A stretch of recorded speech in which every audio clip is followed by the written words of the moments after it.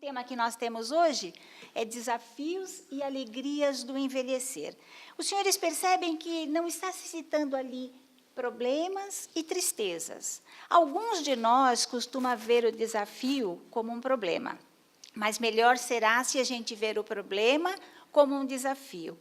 E mesmo a tristeza podendo se transformar em alegria, dependendo da forma que a gente olha, né? E, para isso, é bem interessante a gente começar a olhar pelo lado didático. Hoje, pela sociedade envelhecendo, se ouve falar muito na terceira idade, né? Mas, para ter a terceira idade, logicamente, nós temos a primeira, a segunda. E a primeira idade, hoje, para alguns estudiosos, vai desde o nascimento até os 25, 26 anos. E outros ainda até os 30 anos. E aí a gente fala, mas adolescente com 30 anos? No primeiro momento, a gente fica impactado. Mas, se a gente observar, às vezes é na nossa própria casa, na casa do vizinho, de um parente, a gente vai perceber que tem ali um filho. Já nessa faixa etária, ele tem a chave de casa, ele sai, faz o que ele quer, trabalha, passeia, se diverte, volta de madrugada. Ali tem a caminha dele prontinha, esperando, a roupa lavada, passada, a comida feita. Papai e mamãe pagam a conta de água, luz, telefone, IPTU, IPVA, e daí por diante. É ou não é um adolescente? Ele ainda não tem as responsabilidades que a maturidade nos traz. Essa é a primeira fase. A segunda idade é a idade da maturidade, e esta é que pega. É aquela idade onde nós temos as maiores responsabilidades na nossa vida. Nesse período, normalmente, a gente cuida dos nossos filhos, às vezes já dos netos, mas cuida também do papai e da mamãe. Cuidamos de todas as contas de casa, levamos para o médico, temos que nos preocupar com a escola, todas as despesas, às vezes não temos nem tempo para nós. Bem, mas o tempo passa. E aí nós chegamos na terceira idade. E a terceira idade, hoje, mudou. Não é mais aquela terceira idade, que, aliás, não se usava esse termo no passado, né? Mas era a vovozinha com birotinho, um grampo enfiado na cadeira de balanço com tricô. Hoje não é mais isso. Alguns têm aquele conceito dos 3 Bs, bingo, baile, tem um outro B aí, é que eu não participo dos Bs, né? Então, mas é isso aí. Bingo, baile e tem mais uma coisa. Bem, mas mudou. Hoje, na terceira idade, principalmente a mulher é ativa. Ela procura estudar, ela participa de grupos de terceira idade, mas ali você tem aula de informática, você tem ginástica, você tem baile, você tem música, você tem exercício, enfim. Há uma gama de atividades procurando mexer com aquela pessoa. E tem um outro detalhe. A mulher, em geral, vive mais que o homem, em média 8 anos. Por quê? A mulher se cuida mais que o homem. A mulher usa o tratamento preventivo. Todo ano ela costuma fazer os seus exames, usar os medicamentos de forma adequada. Já o homem leva um tempo maior, é quando ele já tem sintomas que, normalmente, ele procura o médico. Então, uma boa oportunidade para os homens que aqui estão começar a rever as posturas e começar a imitar a mulher, seguindo também aquele ritual de exames preventivos, porque se a medicina nos oferece isso hoje, por que nós não vamos aproveitar? Mas, hoje já se fala também na quarta idade. Porque, se a gente observar, nós vamos encontrar muita gente da terceira idade já cuidando da quarta idade. E onde é que se encaixa a quarta idade? Começa entre os 85 e 90 anos, chamado, no momento, a velhice extrema, porque é a última fase da nossa vida. Por enquanto, porque a gente já está vendo muita gente chegando aos 100 anos. E isto é porque a medicina e a tecnologia nos permite hoje. Agora, se há algum tempo nós já tivemos uma idade média, 40 anos, E, em algumas décadas ou século, a idade praticamente dobrou, porque se vive, em média, 80 anos, alguns países um pouquinho mais, outros um pouquinho menos. O que significa isso? Que daqui a alguns séculos estaremos vivendo 150, 160 anos. E aí muitos dirão, pelo amor de Deus, Nossa Senhora, eu até ouvi agora, né? Nossa Senhora. Mas veja, a pessoa de 60, 70, 80 anos, hoje é a de 40, daquele século. Portanto, a própria espiritualidade já vem nos preparando para este envelhecimento e dando uma potencialidade melhor para o nosso corpo físico, resistência, capacidade de ter uma vida mais longínqua. E, obviamente, isso também tem um objetivo, a oportunidade que nós temos de ter uma vida mais longa e, portanto, conseguir evoluir um pouquinho mais. Bem, então isso é a parte didática. Imagine, nos 150 anos, por exemplo, já deve ser a 5ª idade, mas eu não sei como será chamado, né? Hoje, a 4ª é velhice extrema. Outra coisa, nós todos que estamos aqui temos a potencialidade e a possibilidade de chegar aos 100 anos. Isso é maravilhoso. Porém, como é que nós queremos chegar aos 100 anos? Certamente todos responderão, eu gostaria de chegar, mas se for bem. Se for para depender dos outros, né, aí tem aquele que eventualmente não se importa, mas a maioria quer ter a independência, quer poder cuidar de si próprio, né? Então, aqui, como nós estamos numa casa religiosa, numa casa espírita, e eu, como espírita, fui buscar embasamento no Evangelho. E nós começamos, então, com este primeiro quadrinho aqui. Nós vamos começar com o bem-estar físico. Então, o bem-estar físico está no capítulo 17, e eu peguei o item 11, cuidar do corpo e do espírito. Então, no capítulo 11, sedes perfeitos, cuidar do corpo e do espírito. Quando se fala ali, cuidar do corpo e do espírito, logicamente ele traz que o ideal é o equilíbrio entre o corpo e o espírito. E quando a gente vai lendo, acompanhando, prestando atenção, porque cada vez que a gente lê, a gente dá uma interpretação diferente, dá a interpretação que a gente está precisando para o momento, ali nos diz o seguinte: se nós quisermos subjugar, que não seja o corpo, e sim o espírito. E por que subjugar o espírito? Que significa ali, né, levar na corda curta ali, judiar, ou deixar sofrer, ou condicionar a situação.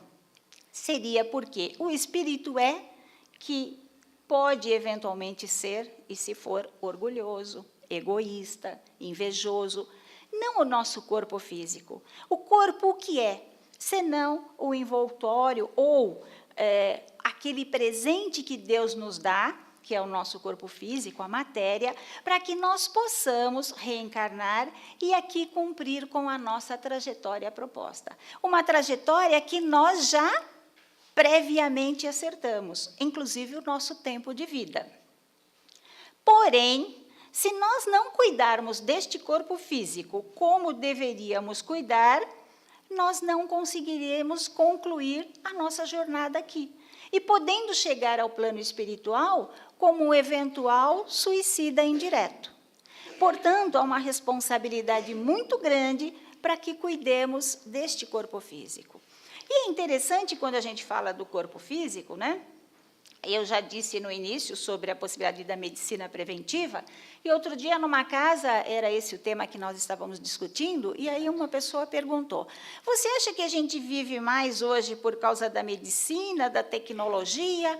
Bem, nós sabemos que caminha junto, né? Está ali, intrínseco um ao outro, mas, evidentemente, nesta ajuda é que está acontecendo essa possibilidade de vivermos mais. E se isso está acontecendo, não é por acaso.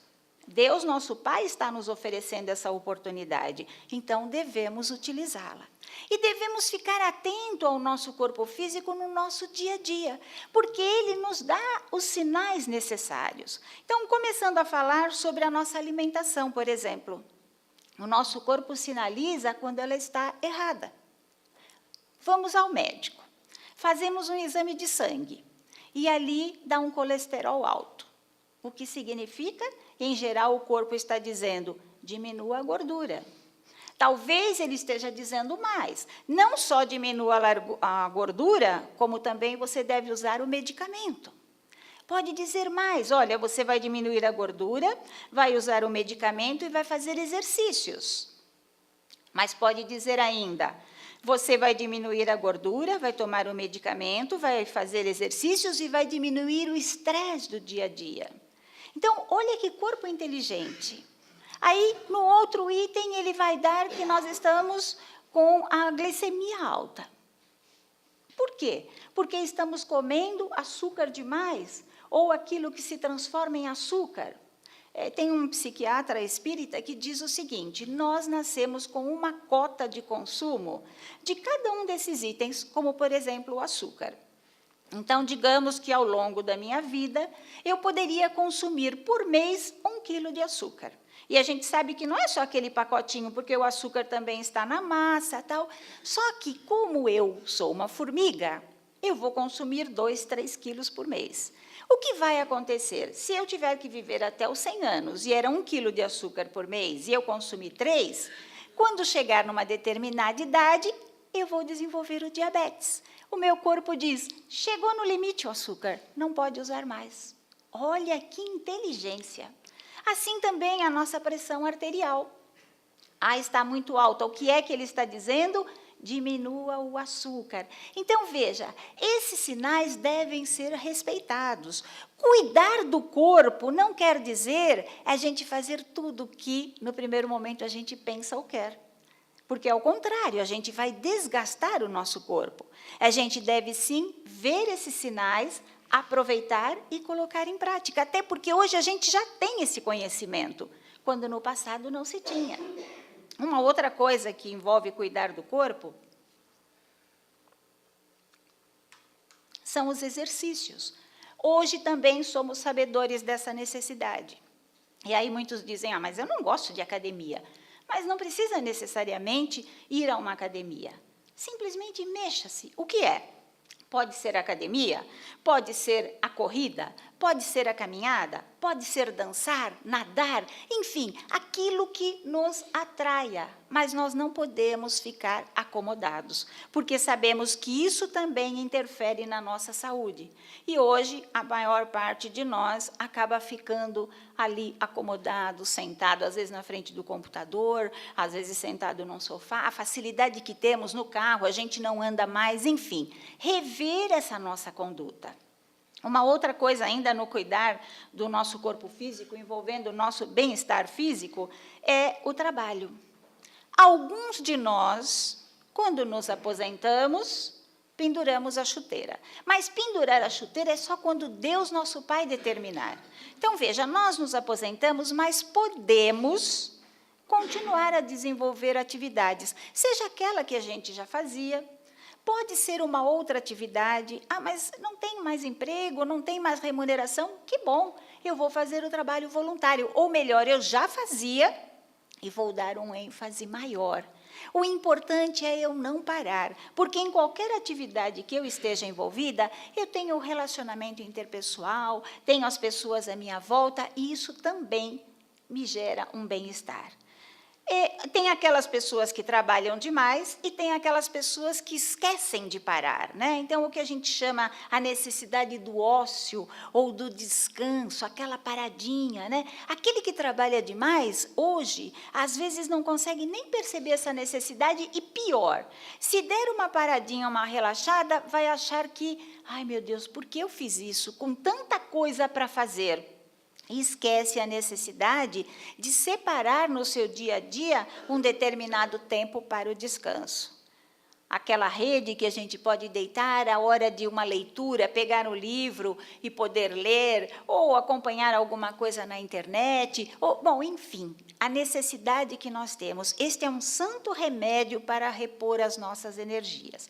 Então, quando a gente vê essas necessidades todas, é para cuidar do nosso corpo físico.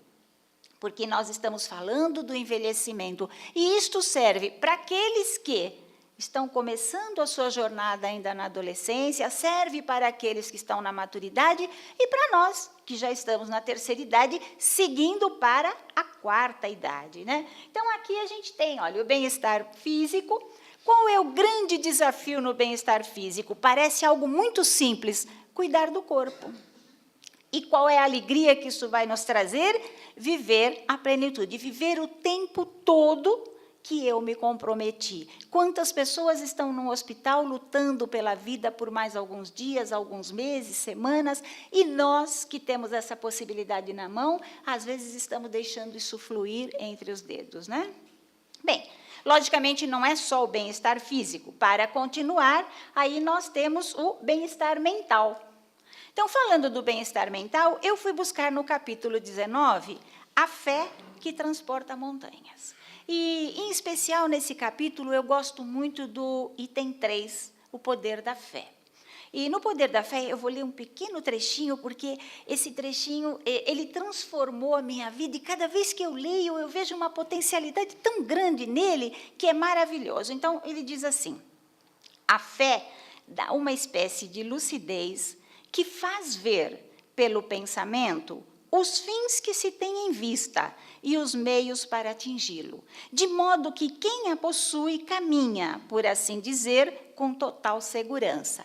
E aí ele continua dizendo, tanto numa condição como na outra. E quando ele diz uma condição ou outra, ele está dizendo tanto no campo material como espiritual. Logicamente, nós que aqui estamos precisamos trabalhar as duas áreas, né? Porque nós, encarnados, precisamos do lado material. E, obviamente, também a nossa caminhada espiritual.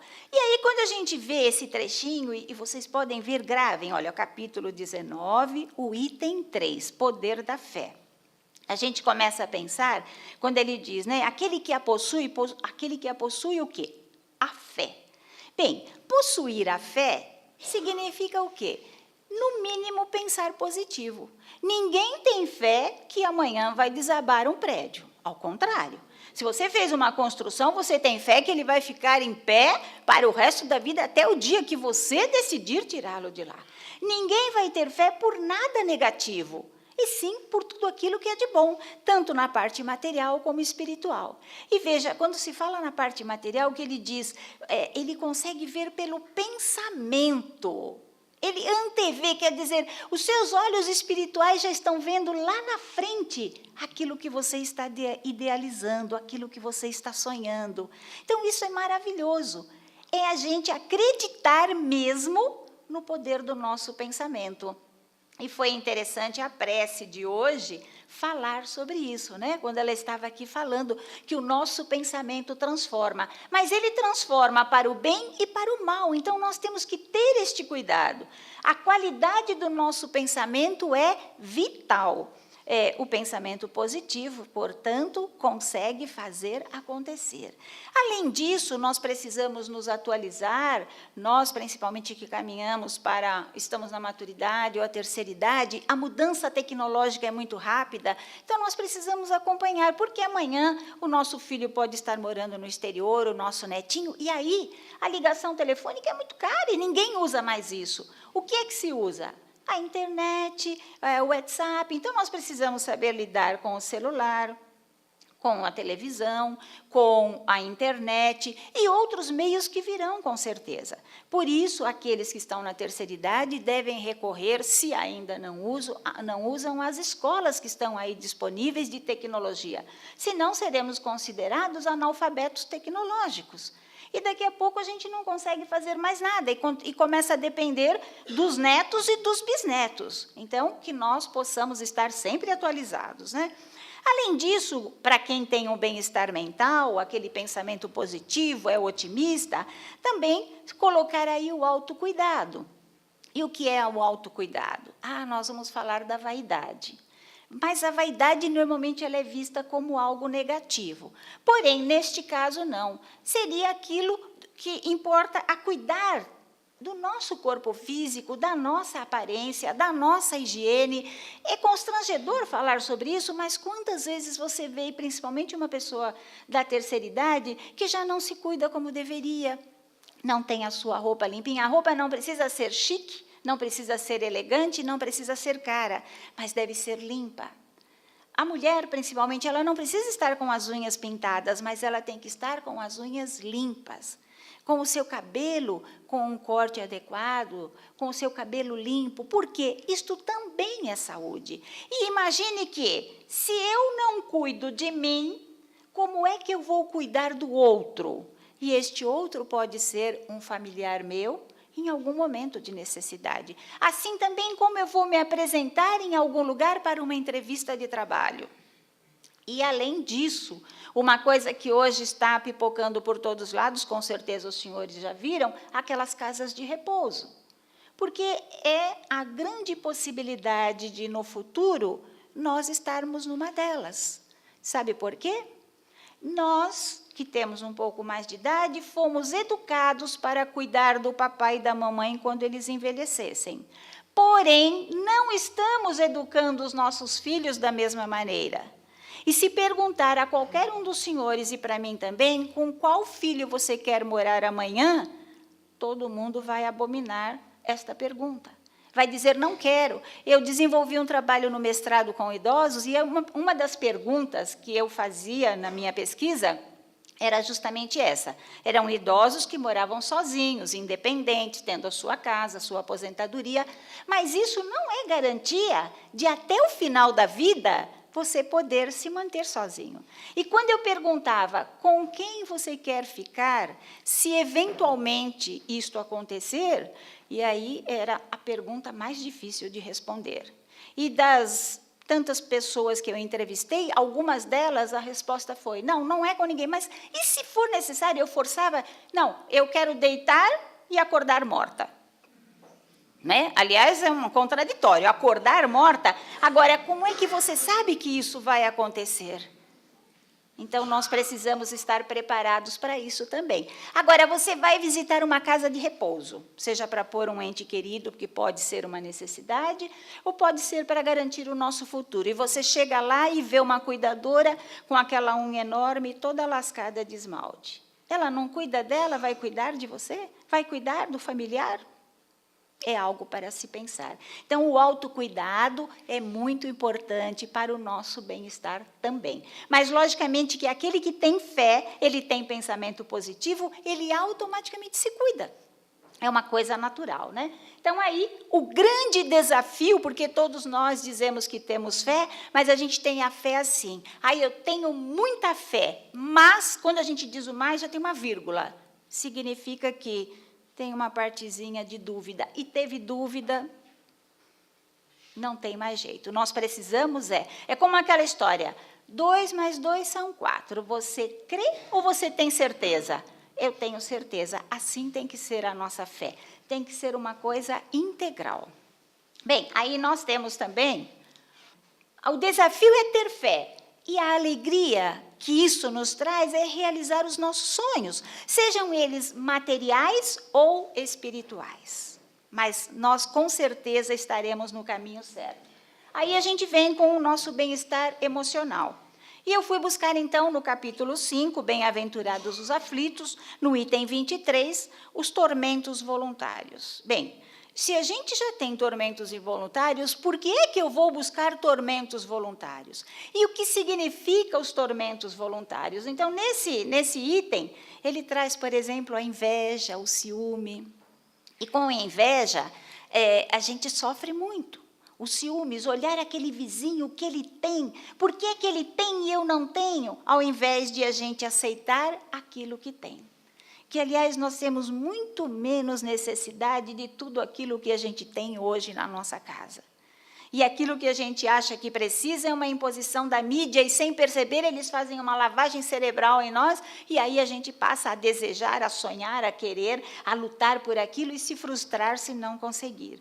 Então, que nós possamos rever esse tormento voluntário, aquilo de a gente ficar sofrendo por algo que não tem necessidade, já que já temos os nossos desafios diários que não podem ser evitados. Então, por que é que a gente vai ficar suportando algo mais? Rever a nossa atitude, o nosso pensamento, o nosso comportamento e ver o que é que a gente pode mudar. Ainda no bem-estar emocional também, nós temos o item 4, causas atuais das aflições. E aí também ele nos esclarece perfeitamente isso. Quer dizer, nós achamos que tudo que nós estamos sofrendo está lá no passado. A gente, às vezes, até se acomoda ou se conforma e diz assim, não, mas tudo isso que está acontecendo, isso é porque lá no passado eu devo ter feito. E quando a gente vai prestar atenção, quando a gente começa a analisar, a gente vai perceber que muito do que a gente tem hoje de dificuldade e de aflição são coisas que nós provocamos aqui mesmo nesta encarnação. E se a gente reajustar o nosso comportamento, o nosso dia a dia, o nosso modo de ser, esses conflitos, essas aflições vão diminuir, quiçá até sumir. Ainda no item 6 desse mesmo capítulo, tem as causas anteriores das aflições. E aí são aquelas coisas que a gente sabe, ali está explicando no Evangelho, que não tem o que se fazer. Por quê? Ao fazer aquela análise fria da nossa vida, do nosso comportamento, do nosso jeito, de toda a situação que nós vivemos, nós não encontramos nada que seja o fator de aflição. E então a explicação sim estará lá no passado, né? A causa e o efeito. E aí o que nós vamos fazer? Aceitar aquilo que não podemos modificar.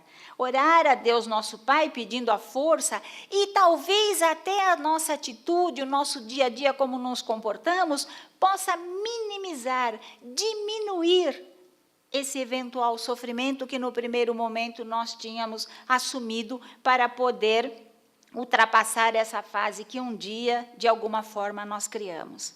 Bem, também, qual a necessidade? Como é que a gente faz aí? Ora, o caminho melhor que nós temos para saber se nós estamos tendo tormentos voluntários, se a causa de aflição é atual, se é anterior, é desvendar os nossos sentimentos, as nossas emoções. Veja, tudo cai na autoanálise. E como é que a gente faz isso? É o autoconhecimento. Aí a gente vai lá no Livro dos Espíritos, a questão 919, e aí Santo Agostinho nos diz, né? Conhece-te a ti mesmo. E aí vem explicadinho como é que a gente faz isso. Eu tenho por hábito dizer, ainda no método antigo, se a gente tiver uma cadernetinha do lado, cada vez que a gente tem uma... Eu vou anotar, o que foi que me aborreceu? Por que me aborreceu? Aí a gente vai se perguntando, bom, isto me aborreceu. Por que me aborreceu? O que eu posso fazer para não me aborrecer? E eu começo a me conhecer.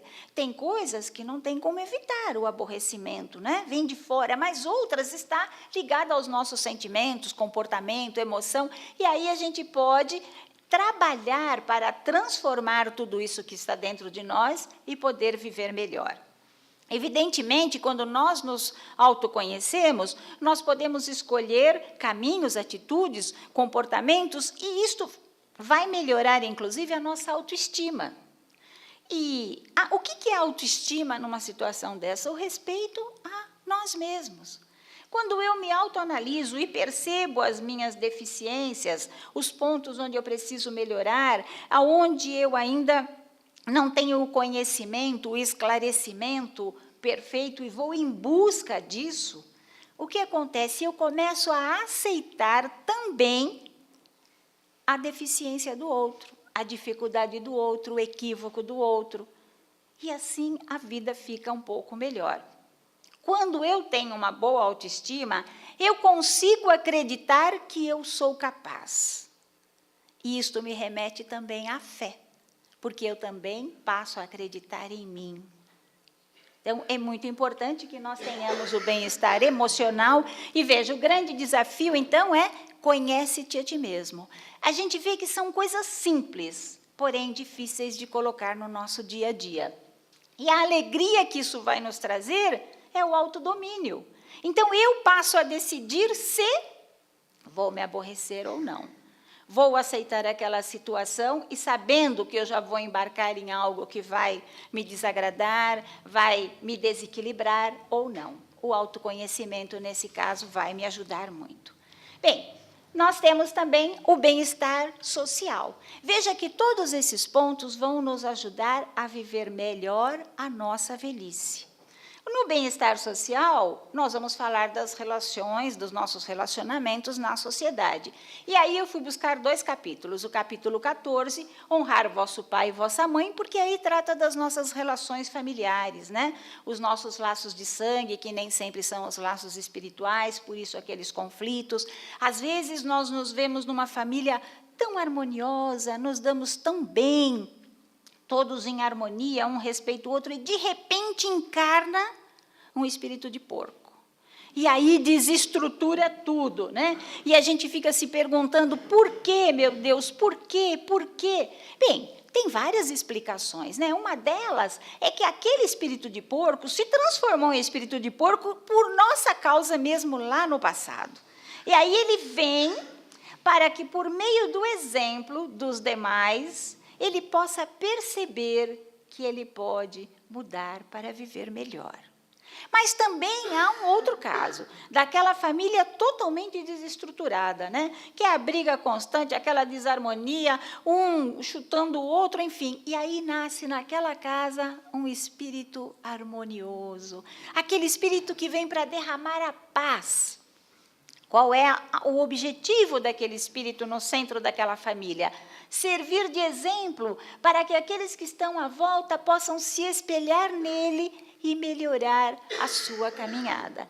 Enfim, no nosso dia a dia, a importância da relação familiar e de aceitar aquele nosso ente querido que às vezes nos traz tantos dissabores, tantas mágoas, tantas frustrações, né? Principalmente nós como pais, às vezes a ingratidão dos filhos, o egoísmo. E aí lá no Evangelho nos explica tudo isso, por quê?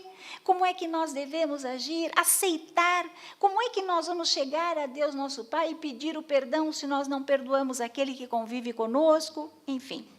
Já no capítulo 10, bem-aventurado os misericordiosos, é um pouco mais amplo. Ali não fala só da família, fala das nossas relações interpessoais, né? Então, isso significa a relação com os nossos amigos, com os nossos colegas, com os nossos vizinhos e com os nossos pseudo-inimigos, porque hoje, nesta fase da vida, no século XXI, a gente já não tem mais inimigo como se falava no passado, né?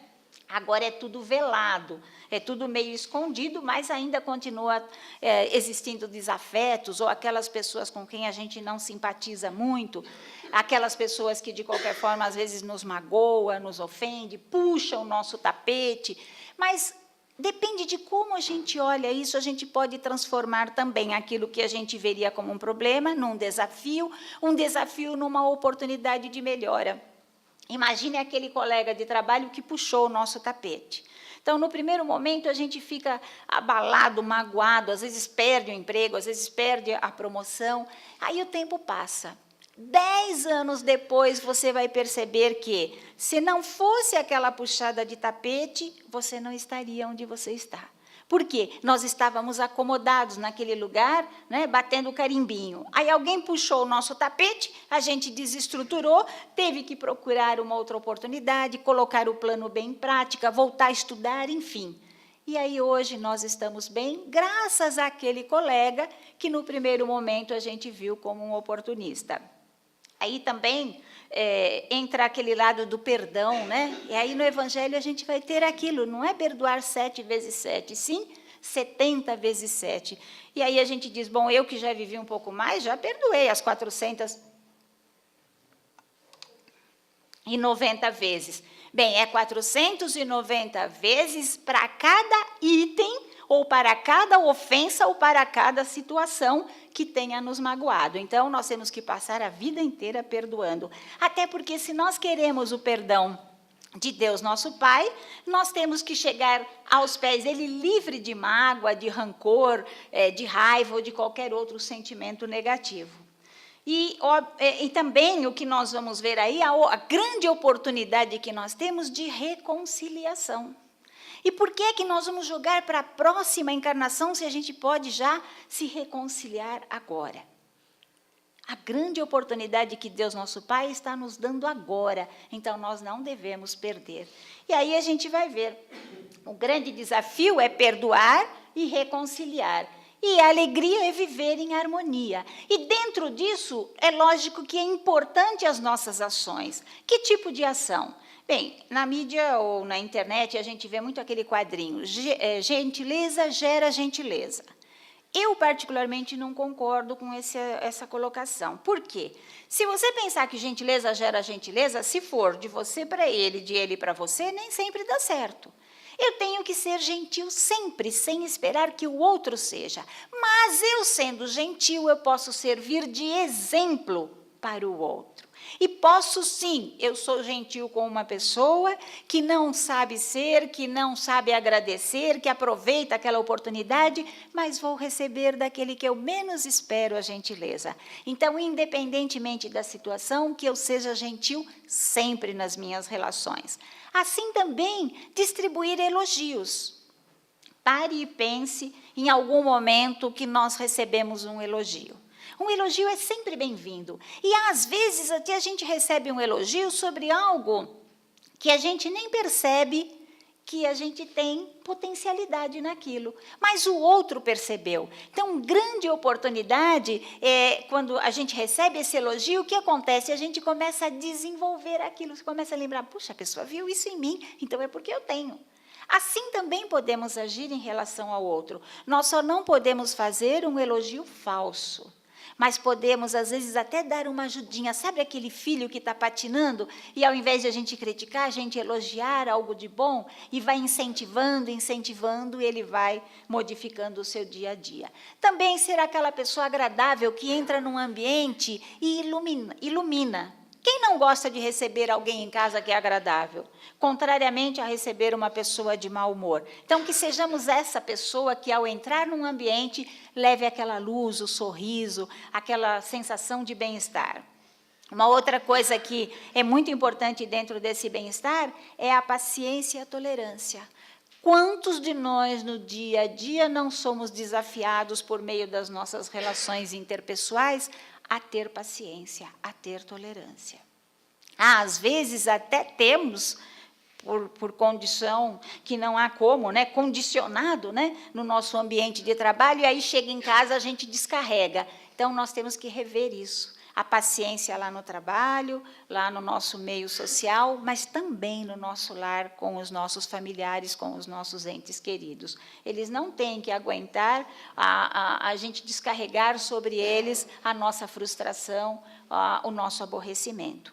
E, logicamente, usar o sorriso no dia a dia, né? Principalmente nós mulheres, aí a gente tem uma cirurgia plástica gratuita, porque a gente vai estar exercitando a musculatura da sedução. Quando a gente sorri, o nosso rosto sobe. Quando a gente fica bravo, o nosso rosto cai. Então, nem que seja para aparentar menos idade, que a gente esteja sempre sorrindo, né?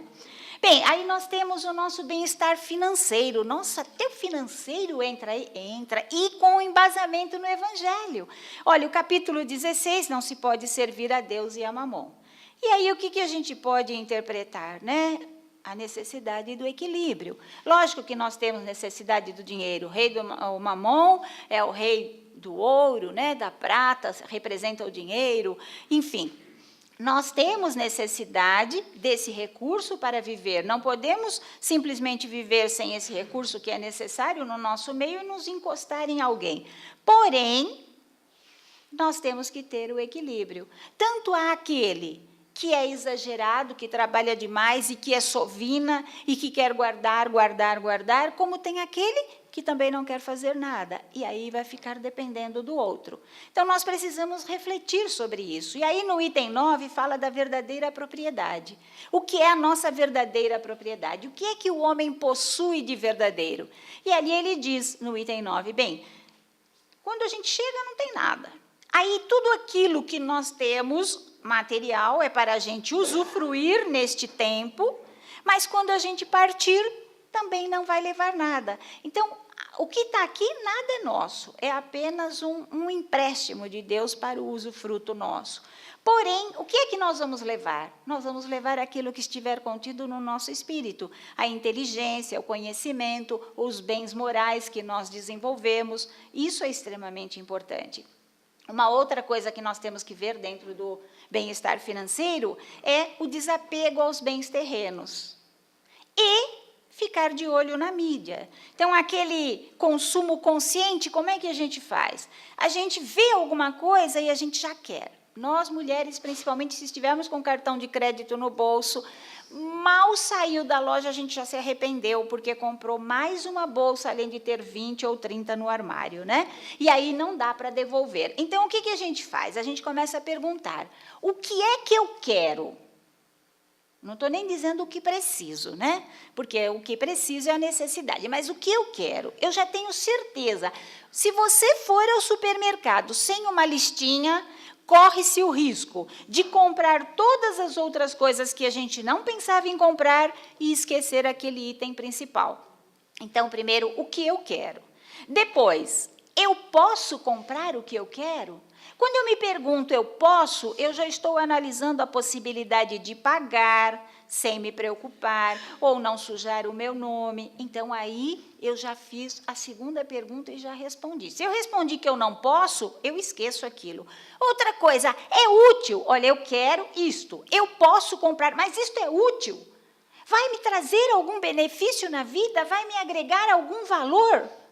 Se eu responder que não, também posso deixar de lado. E, além disso, é imprescindível? Se for imprescindível, eu vou comprar. Mas, se couber no meu orçamento, para que eu possa dormir em paz. Então, o grande desafio, equilibrar os meus desejos. Ou seja, ver o que é que eu preciso realmente. E, segundo, buscar como alegria eu vou ter dormir em paz. Porque quantos de nós, quando deita, não consegue dormir, porque não sabe se no final do mês vai dar para pagar a mensalidade do carro, que a gente circula por aí para mostrar para os nossos pseudo-inimigos, né? Para que eles vejam que nós podemos. E isto não faz parte da gente. Nós não precisamos disso. Porque amanhã, quando partirmos, o que nós vamos levar é somente aquilo que nós aprendemos, o nosso conhecimento e os nossos bens morais.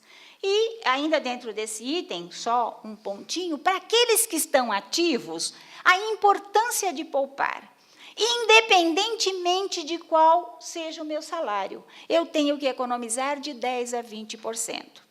Se eu não consigo guardar 10% a 20% por causa da prestação do carro, eu me livro do carro. Se eu não consigo guardar os 10% ou 20% porque eu vou ao restaurante no final de semana, eu corto o restaurante. Se eu não consigo economizar os 10% ou 20% porque eu tenho que pagar a condução, eu vou passar a andar a pé. Por que a importância desta economia? Para garantir a nossa velhice, sem que seja aquele exagero. Mas quem de nós vai querer depender do orçamento dos nossos filhos? Então, comecemos o quanto antes a fazer esta economia. E aí, finalmente, a gente entra no bem-estar espiritual. E eu fui buscar no bem-estar espiritual o capítulo 3, Há Muitas Moradas na Casa do Meu Pai. E, logicamente, quando a gente fala das moradas, a gente está vendo a evolução. Então, desde aqueles planetas inferiores, como a Terra, o planeta de provas e expiações, vem os planetas regeneradores, o planeta feliz, enfim, os mundos, né? E serve para a gente refletir, colocar em prática todas aquelas benesses que estão no Evangelho, para que a gente possa melhorar a nossa caminhada e, numa próxima encarnação, estar num mundo regenerador. Mas, enquanto isso, eu posso olhar para dentro de mim e saber que dentro de mim também existe todos esses mundos, como moradas da casa do meu Pai.